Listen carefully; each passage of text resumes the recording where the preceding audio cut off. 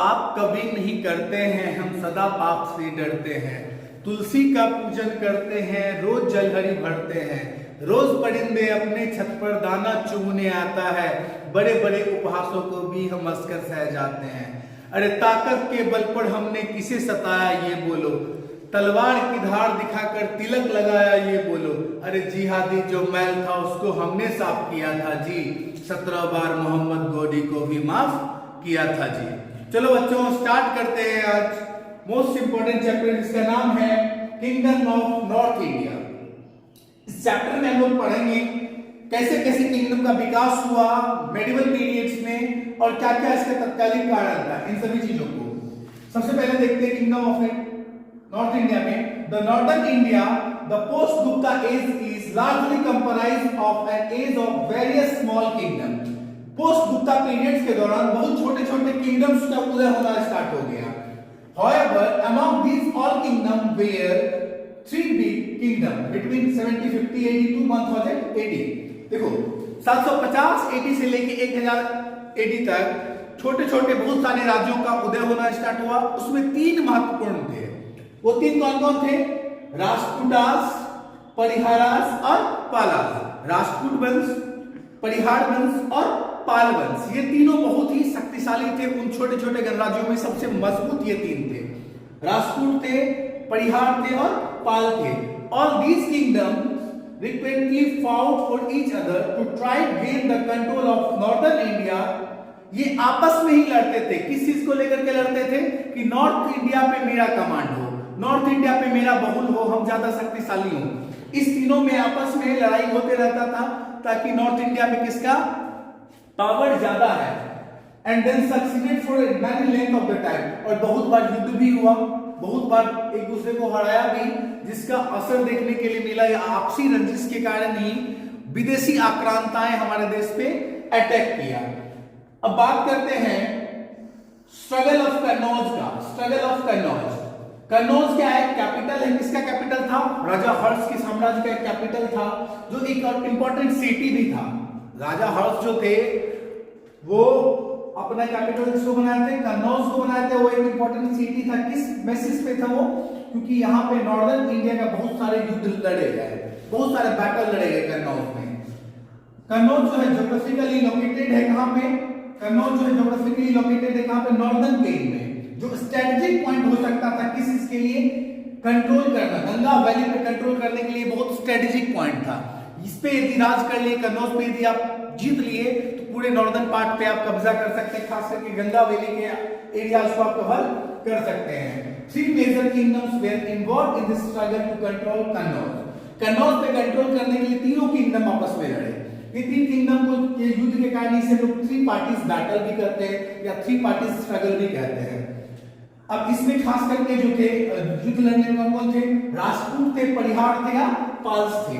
राष्ट्रकूट, परिहार और पाल्स कन्नौज पे अपना अधिकार प्राप्त करने के लिए आपस में युद्ध लड़ते थे अक्सर, इसीलिए इसे थ्री पार्टी स्ट्रगल वार भी कहा जाता है। अब सबसे पहले बात करें हम लोग राष्ट्रकूटा किंगडम का, राष्ट्रकूट वंश का। तो देखिए राष्ट्रकूट वंश जो था एक शक्तिशाली वंश था, छोटे छोटे गणराज्यों में सबसे शक्तिशाली था। राष्ट्रकूट किंगडम जो है लोकेट करता था नॉर्दर्न डेक्कन्स में। कहां पे लोकेट करता था? ये नॉर्दर्न डेक्कन्स में इसका कंट्रोल था। खास करके नॉर्दर्न डेक्कन्स जो है इस पे इसका कंट्रोल था। इसका मतलब साफ है ये नासिक से स्टार्ट होता था और इसका कैपिटल कहां रखा गया था? ये मालखेड़। मालखेड़ में अपना कैपिटल रखा था। इस पिक्चर में आपको दिखाएंगे नीचे, मालखेड़ में अपना कैपिटल रखे थे। मालखेड़ एक ब्यूटीफुल सिटी था, साथ साथ प्रॉस्परस सिटी था। वहां पे सामंजस्य था, धन संपत्ति अकूट थी। वहां ये अपना कैपिटल बनाया था राष्ट्रकूट। जैसे यहाँ पे आप देख रहे होंगे, इस पिक्चर में आप देख रहे होंगे, तो ये राष्ट्रकूट का है, ये इसका मालखेड़ है। ये वाला जो पार्ट देख रहे हैं ये राष्ट्रकूट का है, ये इसका मालखेड़ है। इसको देखिए अलग अलग जगह से प्रॉब्लम्स आता था। नीचे से चोस अटैक करता था इस पे, और ऊपर से चंडेलास था, सोलंकीस था, चौहान था, मारवाड़ था, सब इस पे अटैक करता था। लेकिन ये जो गोदावरी का था, नासिक और गोदावरी का जो स्टेट था, उसके जस्ट कैपिटल में मालखेड़ ने अपना कैपिटल बनाया था। एक साइड से गोदावरी कवर करता था, दूसरी साइड से कृष्णा रिवर कवर करता था। ये इसके लिए बेनिफिशियल पॉइंट था। अब बात करते हैं राष्ट्रकूटा से आगे चल के, तो इसमें सबसे इंपॉर्टेंट जो लीडर बन के आया है राष्ट्रकूट में, वो अमोध वर्ष था। अमोध वर्ष ये 800 एडी से 878 एडी तक शासन किया। ये एक एम्बिशियस लीडर था, लेकिन इसका एक सबसे बड़ा खामी था, ये अपने राष्ट्रकूट वंश को बहुत ज्यादा बढ़ाना चाहता था, बहुत विशाल करना चाहता था। इसके कारण से अक्सर परिहार से और चोला से युद्ध लड़ना पड़ता था। अब बात करेंगे हम लोग परिहार किंगडम्स का। परिहार किंगडम्स जो था, परिहार जिसको बोल सकते हैं लोग, परिहार किंगडम्स जो था वो after succession with the Arabs, ये अरब्स से ज्यादातर लड़ते थे, खास करके took their armies easternward and then they ended to the 18th century the capital of Kannauj। ये ज्यादातर युद्ध लड़ते थे और 8वीं शताब्दी आते आते ही कन्नौज पे कब्जा कर लिए। अब बात करते हैं हम लोग पाल किंगडम का, जो इंपॉर्टेंट है। The Pals who ruled for about 400 years and their kingdom considered of almost whole the Bengal and much of the Bihar, which was interested to control Kannauj। ये चोलाज जो थे या पालाज जो थे, ये पाल खास करके धर्मपाल वाला जो आपको नालंदा विश्वविद्यालय को बनाया था, अब ये लगभग 400 सालों तक कब्जा किए, खास करके इस एरिया को बंगाल और बिहार वाले एरिया को अपने कब्जे में लिए। अब इसका इंटरेस्ट कहां था? कन्नौज पे कब्जा करने का। ये भी चाहते थे कन्नौज गंगा वैली वाले एरिया को ये कवर करे, जीते। The first king of the Pal dynasty was Gopal. Gopal क्या था? पहला लीडर था, पहला शासक था या पहला संस्थापक था। गोपाल ने स्थापना किया। He was elected as the king by the nobles after the death of previous ruler died without his। अब देखो, इसको चुना था कौन? उसका जो प्रोमिनेंट लीडर्स था, इलेक्ट किया था कौन? इसको नोबेल्स लोग। ये गोपाल को इलेक्ट किया था और पाल वंश का क्या बनाया था? शासक बनाया था। Gopal was founded the Pal dynasty, इसीलिए कह सकते हैं गोपाल ने क्या किया? पाल डायनेस्टी को स्थापित किया। पाल साम्राज्य को स्थापित करने का श्रेय किसे जाता है? गोपाल को जाता है। अगला जो मोस्ट इंपोर्टेंट है वो है Dharmapal. Dharmapal the son and the successor of Gopal. Gopal का क्या था? बेटा था। धर्मपाल क्या था? गोपाल का बेटा था और सक्सेसर था, आगे का राजा था। Town attempts to make the dynasty more powerful. ये अपने साम्राज्य को वृद्धि करने, अपने साम्राज्य को शक्तिशाली बनाने के लिए बहुत सारे काम किए। खास करके during the early phase of his region he was defeated by Rashtrakutas king. ये अपने शुरुआती दौर में तो राष्ट्रकूटों को क्या की? पराजित की। राष्ट्रकूटों को बहुत ज्यादा पराजित किए। अब दूसरा जो इंपॉर्टेंट है वो है Dharmapal. Later recognise his power party by building a strong army and party by making alliances with the neighbour kingdom and prepared himself to attack Kannauj. अब ये क्या किया? अपना एक आर्मी बनाना स्टार्ट किया, एक स्ट्रांग आर्मी बनाना स्टार्ट किया, क्योंकि इसके दिमाग में भी सेट था कि इसे कन्नौज पे अधिकार करना है। कन्नौज पे अधिकार करने के लिए जरूरी था कि अलग अलग जो उसके आसपास का जो एरिया है उसे अपने साथ मिलाया जाए। इसीलिए क्या की? अलायंसेस बनाना स्टार्ट कर दिए, समझौता करने लगे छोटे छोटे गणराज्यों से कि सब मिलके अब कन्नौज पे अटैक करेंगे और कन्नौज को जीतेंगे, क्योंकि गंगा वैली पे तब कंट्रोल इसका हो जाएगा।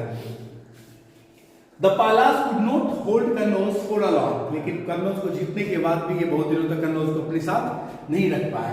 The Parihars recovered the strength during the reign of King Bhoj। King Bhoj के समय में पालास को हरा दिया कौन लोग? परिहार्स लोग। भोज ruled for about 836 to 882। राजा भोज के समय में ही परिहार्स लोग का उदय हुआ। परिहार्स लोग बहुत स्ट्रांग बन के आए और वो कवर कर लिए, कन्नौज को जीत लिए। कब से? 836 से लेके 882 तक। ये पीक पीरियड था राजा भोज का। And was most distinguished king of the northern India, और नॉर्दर्न इंडिया का सबसे पावरफुल राजा बन के राजा भोज निकले। राजा भोज रिकैप्चर कन्नौज फॉर द परिहार्स। अब परिहार्स की तरफ से परिहार्स से को जीत लिए कौन? Raja Bhoj. But later he was defeated by the powerful Rashtrakutas कौन? किंग ध्रुवा। ध्रुवा ने लेकिन उसे बाद में हरा दिया। किस वंश से आते थे? राष्ट्रकूट वंश से आते थे। अब बात करेंगे हम लोग Suleman a Arab merchant. Suleman a Arab merchant has written that the Gurj was the powerful ruling over the rich kingdom. जो अरब का एक मर्चेंट था वो लिखा है जर्ज जो था एक पावरफुल किंग था, एक बड़े से किंगडम का। Many historians believe that Jurj probably an Arabic name which is Gujarat and the king mentioned by the Suleiman who's properly Bhoj। ये गर्ज जो शब्द दिया गया है, जो अरबिक वर्ड है, ये ज्यादातर यूज किया गया सुलेमान के द्वारा किसके लिए? राजा भोज के लिए। Bhoj is also remembered for his interest in literature and the pathogenesis of the Vaishnavism. वैष्णव धर्म को ये मानने के लिए बहुत ज्यादा फेमस हुआ था, और साथ साथ ये बहुत ज्यादा फेमस हुआ था अपने लिटरेसी के लिए, अपने साक्षरता के लिए, अपने देश में शिक्षा को बढ़ावा देने के लिए बहुत ज्यादा फेमस हुआ था। वही बात करेंगे, some of his coins introduced by the Bose have picture of Bose and incate Vishnu. अब अपने सिक्कों पे वो क्या करता था, भगवान विष्णु का चित्र को अंकित करवाता था। Further he also took the title of आदि वर्षा। उसके बाद में टाइटल क्या दे दिया गया, आदि वर्षा का टाइटल दे दिया गया राजा भोज को। Within the 100 year of the time all three important kingdom are decline. और लगभग हजारों साल तक युद्ध लड़ा, 100 साल के अंदर ही तीनों साम्राज्य जो है अपना पखो बेटा आपस में लड़ के ही अपने आप को खत्म कर लिया। अब इसमें पावरफुल करके दिया चालुक्य। चालुक्य किंगडम जो है सेम एरिया को कवर कर लिया किससे, राष्ट्रकूटा, जो राष्ट्रकूट के कवर में था। The Palas kingdom was written by the Cholas enemy and the latter ruled by the Sen dynasty. अब बाद में इस पे भी अटैक कर लिया कौन, सेन डायनेस्टी, और सेन डायनेस्टी इस पे कब्जा कर लिया। The Parihar kingdom has broken into the number of states and somewhere associated with the rise of Rajput. अब यही जो परिहार है उसमें विखंडन हुआ, परिहार से टूटे और बहुत छोटे छोटे राजपूत शासक बन के उभरे परिहार से। अब हम लोग कल स्टडी करेंगे राजपूतास के बारे में, राजपूत वंश के बारे में। तब तक के लिए दीजिए धन्यवाद, मिलते हैं नेक्स्ट वीडियो में।